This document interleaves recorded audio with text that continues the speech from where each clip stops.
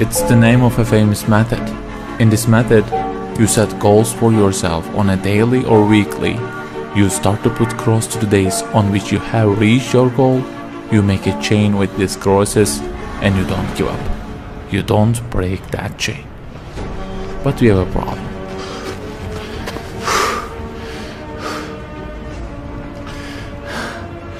Personal development specialists say that we should have goals.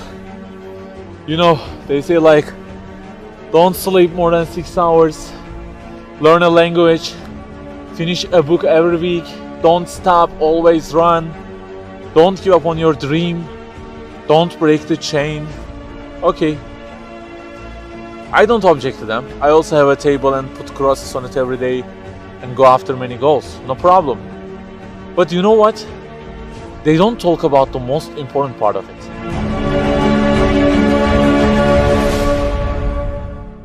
Let me give you a simple mathematical example. Try to imagine that you are adding numbers, and imagine that the numbers you have added up to this year is, for example, 35 in total, and you start from this year. For example, you will add 4 in this year, and then add 8 in next year, and it goes on. And there is an unknown time which counts down, and when it ends, you can't add any other number. Okay, you start the addition. Plus 4, plus 8, plus 7, plus 3. You add ambitiously, you keep adding and adding. Plus 6, plus 5, and okay, they say time is over. Then you realize that you have added the numbers into a giant parenthesis, and there is a zero multiplication at the end of it. It wipes out all the numbers you have added all those years, and the result becomes 0. Of course, you are disappointed. All your efforts have been wiped out by the 0. A regret arises inside of you. You say, I wish I had seen the whole picture at the beginning and realized that 0 and changed it with 1 before I started the addition. I think you got the point. Okay, guys, you may have goals for this year and afterwards. Learning a language, finishing a book every week, increasing your monthly income to $15,000, not sleeping more than 6 hours, etc. But for what? For what do we set goals exactly? Why don't we break the chain? If it is just for a more comfortable or a more respectable life, remember that all this will already be 0 with death. The death will wipe out all of them. The person who knows English will be equal with the one who doesn't know. The one who earns more will be equal with the one who earns less.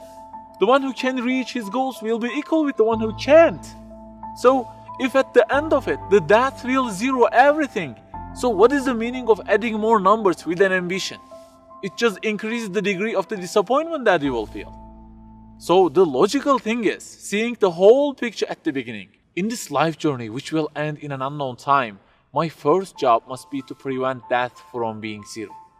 Well, can I really prevent death from being 0? I mean, since everything will leave my hands and will be lost, is there any other way that would transform them into something eternal? I mean, isn't there any kind of stamp for eternity that would impress all of the things that I possess and say, look, there is a seal on them and you can't wipe them out, okay? They will remain forever. The only one to say such a thing is the owner of the everything. And he says, كُلُّ شَيْءٍ هَالِكٌ. Everything, the languages you learn, the money you earn, the books you read, everything will be perished, إِلَّا وَجْهًا, except their way towards Him. So the creator of our life says, if your intention is towards Allah, if the thing you do is for His acceptance, it won't disappear, it will be transformed into eternity in paradise. So learning a language, finishing a book every week, being rich, everything, if they are towards Him and for His sake, eternity stamp being pressed on them. For example, in this year, I will study English for 10 minutes daily. For what? Because serving Islam in the field of English is so important and I want to gain acceptance of my Lord with it. That 0 has turned into 1. This year, I will finish a book every week. Why? Because this is the way of being a more sophisticated person and serving Islam better, and Allah who is eternal will be pleased with it. Good news, that 0 has turned into 1 because now His acceptance is your intention. I aim increasing the income of my company to $150,000. For what? Because I will spend that money on spreading the message of the Quran to the whole world and the publications that would please Him. you have exterminated the zero, because now your goal is towards him. We add and add like this through our lives, and they don't end with death. People who seek Allah's sake in their actions kill their death.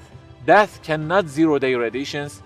If the thing we do is for his acceptance, it is not mortal. You may say, I don't really love him that much, and maybe I don't really believe in him that much either. So how can I do everything for his sake? I don't even know who he is. My brother or sister, that's the problem. You don't even know who he is. And actually, it is our first job in this life, recognizing him. That's the first step. The more you recognize him, the more you love him.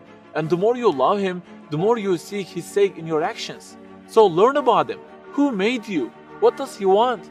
Why does he give you such a billion things in each day? Read, find out.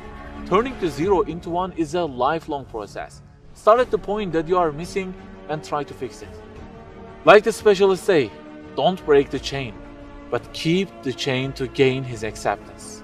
Run, but run to be eternal. An unknown time counts down, and before starting to add the numbers, the first thing you have to do is to remove that zero. Otherwise, everything you added will be wiped out.